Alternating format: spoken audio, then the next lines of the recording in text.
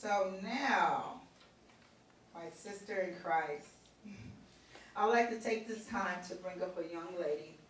She actually introduced me. I'm going to introduce her. This lady is a firecracker. This little lady's a firecracker. When I first met her again, we were at church, and I just adored her natural presence. Everything about her is just, I felt it was authentic. She has a great sense of humor, and her vision of hope and spiritual maturity is just wonderful to me. Didion is a first generation Nigerian American who received both her master's and her bachelor's from TSU. And she's an advocate of empowering her community and transforming lives, which I totally agree with that. She's transformed mine. She's not only a trailblazer and a mentor, but she's a vision pusher. Ladies, welcome the connector, Ms. Didion.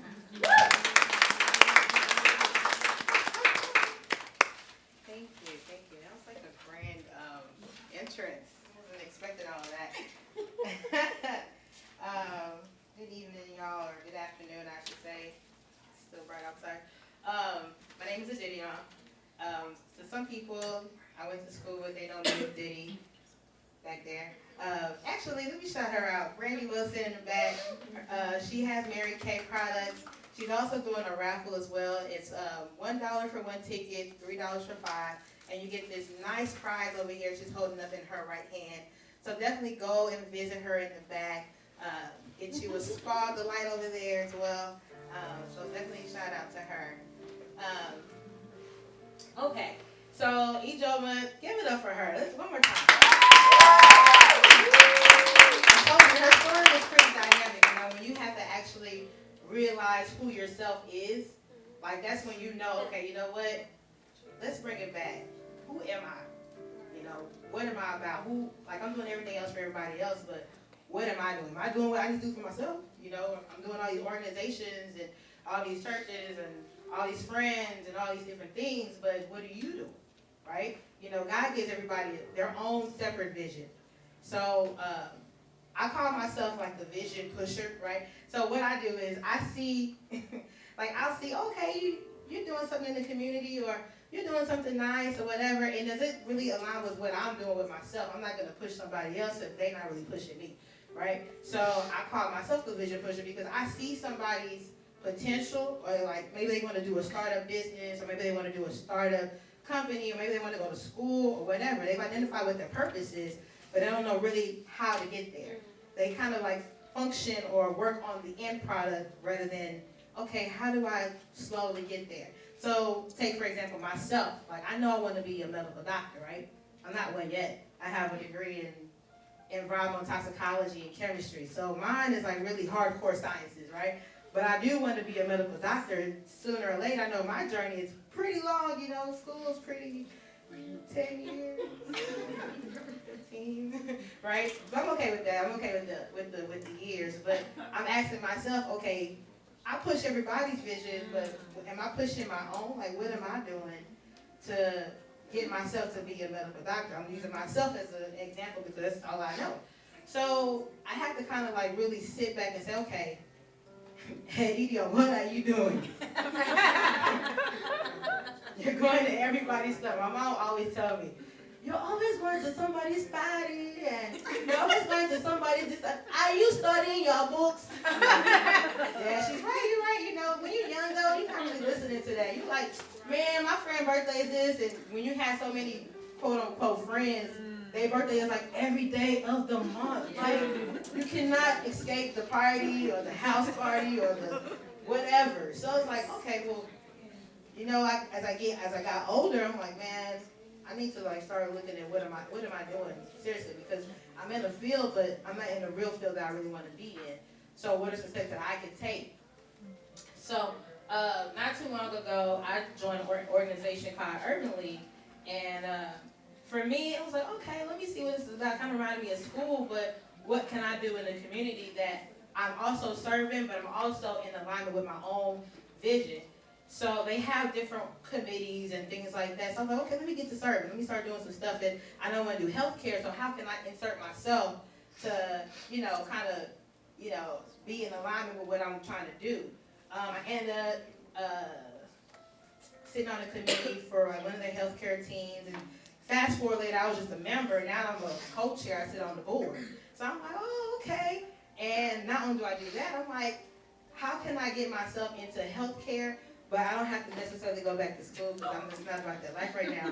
So I'm serious. I don't feel like going back 2 years to get a certification. I'm like, I got like 4 years of school and 2 more years of a master. I don't need no more years of certification. I need to get into school. So how can I make myself, you know, a good applicant for med school? So what I ended up doing was I ended up volunteering for United Way Greater Houston, and I am actually a co-chair for their healthcare committee.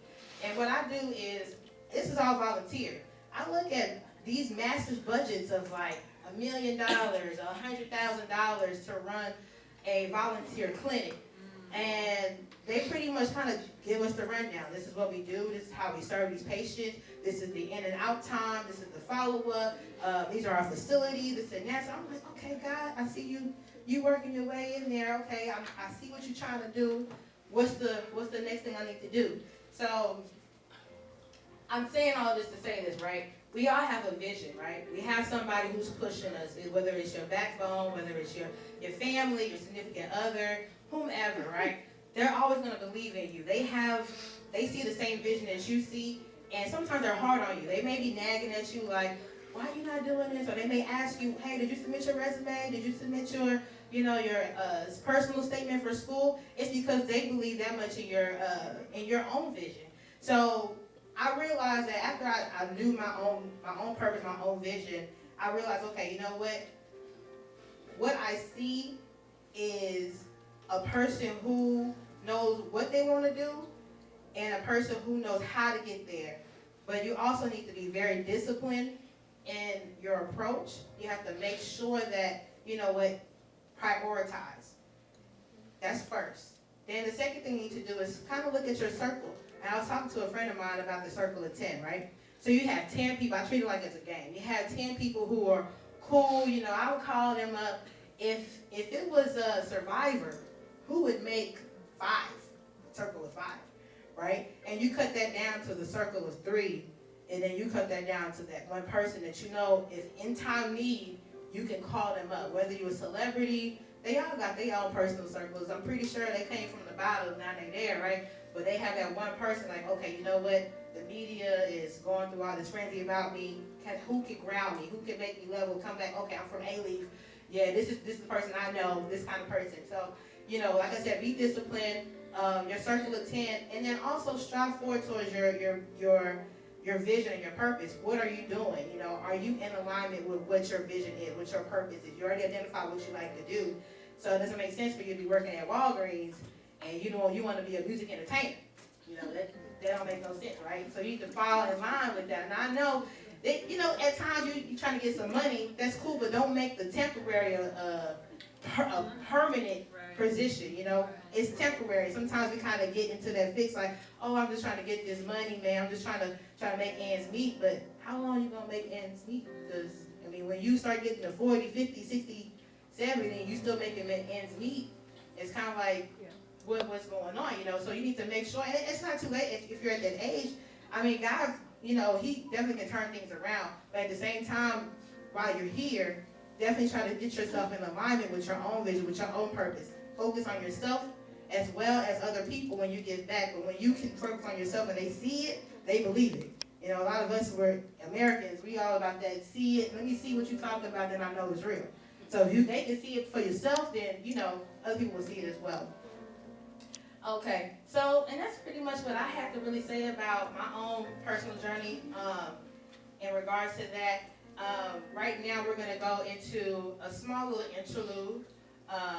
And I want you guys to kind of mix and mingle again. We have some food there. Make sure you visit the table in the back. Mary Kay, they have definitely some great products. And they're also going to be doing a little bit of spa treatment as well. So definitely hit that up in the back. Y'all pamper yourselves, okay? This is for y'all to pamper yourselves. Definitely get to fellowship with each other and share you guys' stories with each other. And yeah, so we'll break on that. All right.